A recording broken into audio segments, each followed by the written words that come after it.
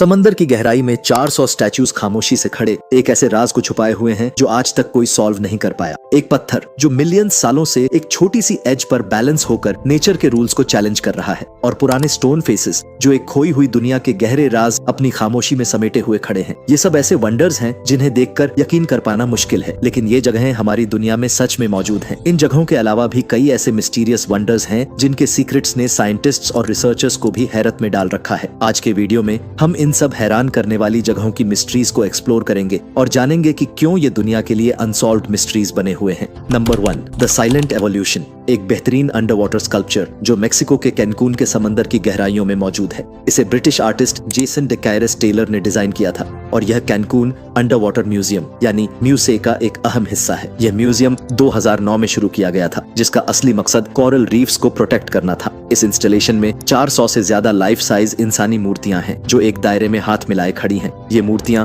असल लोगों के रियल लाइफ कास्ट से बनी हैं। इस वजह से हर एक अपनी अलग कहानी बयान करती है। ये स्टैच्यूज इस तरह समंदर की तह में रखे गए हैं कि ये आर्टिफिशियल रीफ्स का काम करती हैं, जहां कोरल्स और समुद्री मखलूकात अपने घर बना सकते हैं। यह प्रोजेक्ट नेचुरल कोरल रीफ्स पर टूरिज्म का प्रेशर कम करता है ताकि जमीनी जिंदगी का यह खूबसूरत निजाम वापस अपनी असली सूरत में आ सके। आज यह जगह स्कूबा डाइवर्स के लिए एक हॉटस्पॉट बन चुकी है और समंदरी इकोसिस्टम बचाने में एक अहम किरदार अदा कर रही है। नंबर 2, बैलेंस्ड रॉक, एक मशहूर कुदरती करिश्मा जो archers national park Utah USA में मौजूद है। यह जगह बिल्कुल किसी ख्वाब जैसी लगती है। यह बेमिसाल चट्टान जो तकरीबन 3600 टन वजन रखती है, एक छोटी सी बेस पर बैलेंस हो रही है, जैसे ग्रेविटी का मजाक उड़ा रही हो। यह चट्टान लाखों सालों पहले बनी है, जब हवा, पानी और इरोजन ने इस सहराई इलाके को तराशा था। इसकी अपर लेयर एंट्राडा सैंडस्टोन से बनी है, जबकि बेस डीवी ब्रिज मेंबर से, जो जल्दी घिस जाती है। इसी वजह से इसका यह अनोखा अंदाज है। जियोलॉजिस्ट्स का कहना है कि यह फॉर्मेशन 65 मिलियन साल से यहाँ मौजूद है, अर्थक्वेक्स और सख्त मौसम का सामना करते हुए। इसे 19वीं सदी में एक्सप्लोरर्स ने डॉक्यूमेंट किया जब वो अमेरिकन वेस्ट का नक्शा बना रहे थे। आज यह जगह टूरिस्ट्स और फोटोग्राफर्स के लिए एक मशहूर हॉटस्पॉट है, जो हमें यह दिखाती है कि कुदरत किस तरह सब्र और वक्त के साथ दुनिया को तराशती है।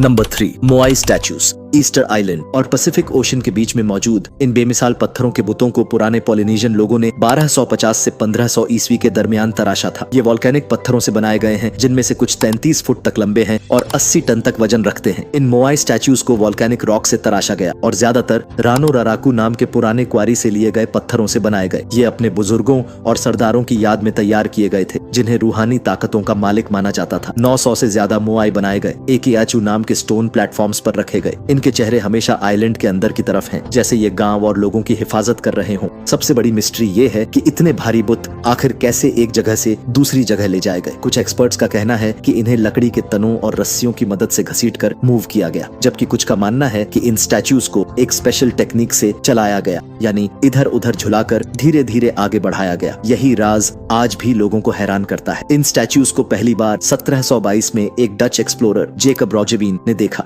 जब वो ईस्टर संडे के दिन यहाँ पहुंचा था। आज Moai statues UNESCO world heritage site का हिस्सा हैं और हर साल हजारों लोग यहाँ इस पुरानी तहजीब के बेमिसाल चमत्कार को देखने के लिए आते हैं। नंबर 4, स्टोनहेंज, विल्टशर इंग्लैंड में मौजूद एक शानदार और पुरस्कार मॉन्यूमेंट जो हजारों सालों से यहाँ मौजूद है। 3000 से 2000 ईसा पूर्व के दरमियान बनाया गया ये कदीम असर बेमिसाल पत्थरों से मिलकर बना है, जिनमें से कुछ का वजन 25 टन तक है। ये पत्थर एक गोल दायरे की शक्ल में बहुत ही मोहतात तरीके से सजाए गए हैं, जो इसकी सीक्रेट भरी तारीख को और भी दिलचस्प बना देते हैं। कहा जाता है कि इन पत्थरों को 2 जगहों से लाया गया था, छोटे ब्लू स्टोन्स वेल्स से, जो यहाँ से 200 मील दूर हैं, और बड़े सार्सन स्टोन्स एक करीबी क्वारी से। एक्सपर्ट्स का कहना है कि स्टोनहेंज को रस्म और रिवाज के लिए इस्तेमाल किया जाता था, शायद सूरज के ताल्लुक से, क्योंकि ये सॉल्स्टिस सनराइज के साथ बिल्कुल सही अलाइनमेंट में है। ये कदीम तामीर कई स्टेजेस में तैयार हुआ। पहले सिंपल अर्थवर्क एनक्लोजर बनाया गया और उसके बाद धीरे धीरे ये अजीम स्टोन सर्कल मुकम्मल हुआ। स्टोनहेंज को पहली बार 17वीं सदी में एंटिक्वेरियन जैसे जॉन ऑब्री ने एक्सप्लोर करना शुरू किया,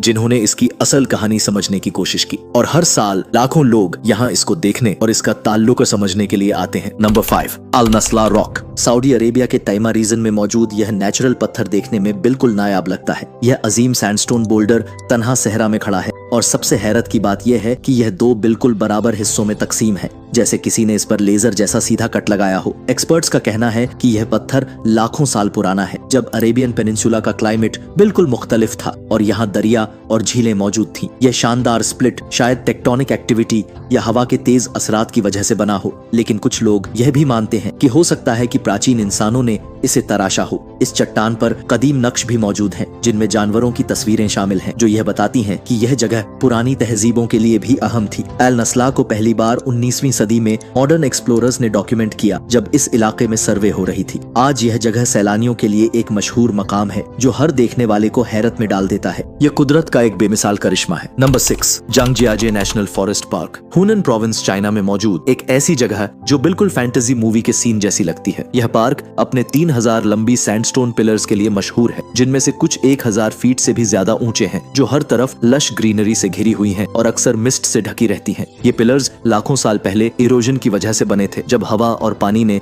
नरम सैंडस्टोन को धीरे धीरे काटकर अजीब शेप्स में बदल दिया। यह इलाका कदीम जमानों से एक पवित्र जगह रहा है, जहां पुराने चाइनीज टेक्स्ट्स में इसकी खूबसूरती का जिक्र 10वीं सदी तक मिलता है। 1982 में इसे आधिकारिक रूप से चीन का पहला राष्ट्रीय वन्य उद्यान बनाया गया और फिर 2009 में एवटार मूवी के फ्लोटिंग माउंटेन्स से इंस्पायर होकर इसने दुनिया भर के लोगों का ध्यान अपनी तरफ खींच लिया। एक्सप्लोरर्स और जियोलॉजिस्ट्स ने इसके यूनिक इकोसिस्टम को स्टडी किया है, जिसमें दुर्लभ पौधे और जानवर भी शामिल हैं। आज यह जगह यूनेस्को वर्ल्ड हेरिटेज साइट है, जो हर साल लाखों सैलानियों को अपनी बेमिसाल कुदरती खूबसूरती देखने के लिए आकर्षित करती है। नंबर 7, दरवाजा गैस क्रेटर, टर्कमेनिस्तान के कराकुम डेजर्ट में मौजूद एक अजीबोगरीब कुदरती मंजर, जिसे डोर टू हेल कहा जाता है। यह नाम इसलिए दिया गया क्योंकि यह गड्ढा रात भर आग से जगमगाता रहता है। यह क्रेटर 230 फीट चौड़ा और 100 फीट गहरा है और इसका वजूद 1971 में सोवियत जियोलॉजिस्ट्स के एक ड्रिलिंग मिशन के दौरान हुआ। जब वो यहाँ नेचुरल गैस की तलाश में थे, तो एक बड़ा गैस पॉकेट गलती से हिट हो गया, जिससे जमीन अचानक धंस गई और मेथेन गैस निकलने लगी। इस खतरनाक गैस के असरात से बचने के लिए उन्होंने फैसला किया कि इसमें आग लगा दी जाए, यह सोचकर कि कुछ दिनों में बुझ जाएगी। मगर हैरत की बात यह है कि यह आग आज भी 50 साल से ज्यादा वक्त गुजरने के बावजूद मुसलसल जल रही है। यह क्रेटर एक विशाल प्राकृतिक गैस रिजर्व पर मौजूद है, जो दुनिया के सबसे बड़े गैस रिजर्व्स में से एक है, और यही गैस इसकी आग को जिंदा रखे हुए है। पहली बार इस जगह को लोकल लोगों ने नोटिस किया और बाद में साइंटिस्ट्स ने इसके जियोलॉजिकल एस्पेक्ट्स पर रिसर्च भी की। आज यह दरवाजा क्रेटर एक मशहूर टूरिस्ट स्पॉट बन चुका है और हर साल हजारों लोग इसे देखने के लिए यहाँ आते हैं। उम्मीद है इग्नाइट इनसाइट की ये वीडियो भी आप लोग भरपूर लाइक और शेयर करेंगे। मिलते हैं अगली ऐसी ही किसी और वीडियो में, तब तक के लिए शुक्रिया।